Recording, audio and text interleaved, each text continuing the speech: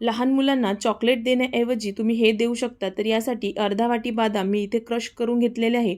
म्हणजे या पद्धतीने तोडून घेतले. जर तोडायचे नसेल तर हलकेसे मिक्सरला फिरवून घेऊ शकता. सोबतच याच्यामध्ये अर्धा वाटी भोपळ्याच्या बिया, अर्धा वाटी मस्कमेलनच्या बिया आणि मी अर्धा वाटीच इथे सूर्यफुलाच्या बिया घेतल्या.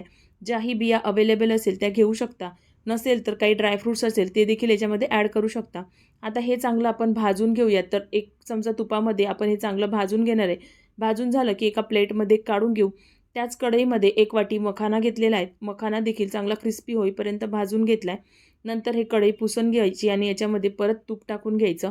तूप टाकल्यानंतर याच्यामध्ये आपण डिंक फुलवून घेणार आहे. तर मुलं असं डिंक खात नाही, त्याच्यामुळे याच्यामध्ये मी डिंक देखील टाकलं आहे.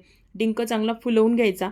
तर तुपामध्ये हा डिंक चांगला फुलवून घेतलेला आहे. आता हा देखील एका प्लेटमध्ये काढून घेऊया. आता त्याच कढईमध्ये परत थोडंसं तूप टाकून घेतलं. याच्यामध्ये 1 वाटी गव्हाचं पीठ आणि 2 वाटी बेसन टाकून आता याला चांगलं भाजून घ्यायचं आहे. तर कलर चेंज होईपर्यंत हे देखील चांगलं परतून घ्यायचं आहे. तर इथे बघू शकता रंग बघा मस्त रंग आलेला आहे आणि हा झालेला आहे आपला परतून झालेला आहे.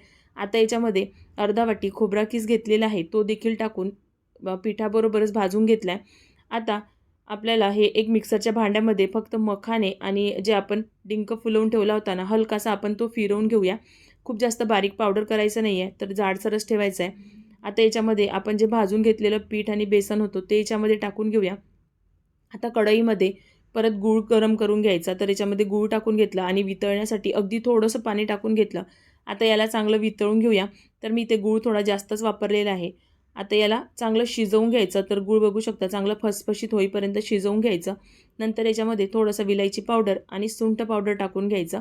आता हे देखील चांगलं मिक्स करून घ्यायचं. मिक्स करून घेतल्यानंतर याला मी चांगलं शिजवून घेतलं होतं. नंतर गॅसचा फ्लेम कमी केला आणि आपण जे मिक्सचर तयार करून ठेवलं होतं ना, ते याच्यामध्ये टाकून घ्यायचं. आता हे चांगलं आपण याच्यामध्ये मिक्स करून घेऊया. तर इथे बघू शकता या पद्धतीने चांगलं हे मिक्स करून घेऊ शकतो. आता हे मिक्स करून झालेलं आहे. आता एका प्लेटमध्ये हे काढून घेऊया. तर प्लेटमध्ये खाली मी काहीही तेल किंवा तूप काही लावलेलं नाही आहे, कारण आपण याच्यामध्ये तूप वापरलं आहे, तर ते सुकल्यानंतर ते आपोआपच निघेल. तर आता इथे बघू शकता हे आपल्या प्लेटमध्ये चांगलं असं पसरवून घ्यायचं आणि जेव्हा हे गरम-गरम असते ना, तेव्हाच आपण याला ना असे कट करून घेऊया, कारण सुकल्यानंतर हे कट होणार नाही. त्याच्यामुळे या पद्धतीने आधीच कट मारून घ्यायचे. नंतर सुकल्यानंतर नंतर आपण याच्या ह्या वड्या काढून घेऊया. तर बघू शकता ही ड्रायफ्रूट चिक्की आहे ना, मुलांना इतकी आवडते आणि हे चॉकलेटऐवजी ना हे दिलं ना, तर ते मुलं आवडीने खातात. तर एकदा नक्कीच ट्राय करून बघा आणि रेसिपी आवडली असेल ना, तर व्हिडिओला लाईक करा. चला तर मग भेटूया अशाच नवनवीन रेसिपींमध्ये. Bye bye.